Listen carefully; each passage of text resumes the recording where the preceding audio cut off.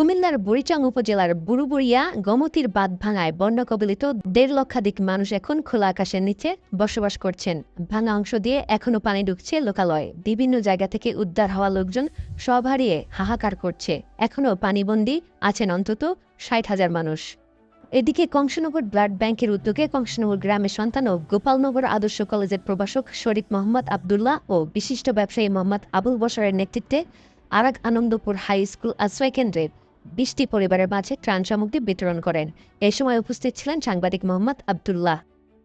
ক্ষতিগ্রস্ত মানুষের সংখ্যা ১,৭০,০০০। ৩৫টি আশ্রয়কেন্দ্রে মানুষের আশ্রয় নিয়েছেন। এদিকে স্থানীয় সূত্রে জানা গেছে, সেনাবাহিনীর কয়েকটি গ্রামে উদ্ধার কার্যক্রম শুরু করেছে। সরেজমিনে বুড়িচং উপজেলার বুড়বুড়িয়ার গোমতীর বাঁধ ভাঙা এলাকায় গিয়ে দেখা যায়, ওই এলাকায় সংলগ্ন বাঁধে গতকাল বৃহস্পতিবার গভীর রাতে নারী, পুরুষ, শিশুরা অবস্থান নিয়েছে। অনেকে তাদের গবাদি পশু নিয়ে এসেছেন, কেউ ভবনে ছাদে রেখে এসেছেন। বিভিন্ন স্বেচ্ছাসেবী সংগঠন শুকনা খাবার বিতরণ করলেও বিশুদ্ধ পানি ও শৌচাগারের চরম সংকট রয়েছে। এছাড়াও আরাক আনন্দপুর উচ্চ বিদ্যালয় মাঠ বুড়িচং থেকে পীরযাত্রাপুর সড়কটি বন্যার পানিতে প্লাবিত হয়েছে।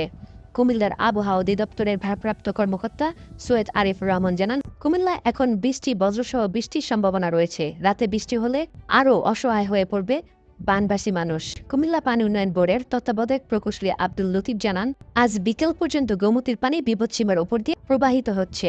আগামী ৭-৮ ঘণ্টার পর পানি স্বাভাবিক স্তরে ফিরে যেতে পারে।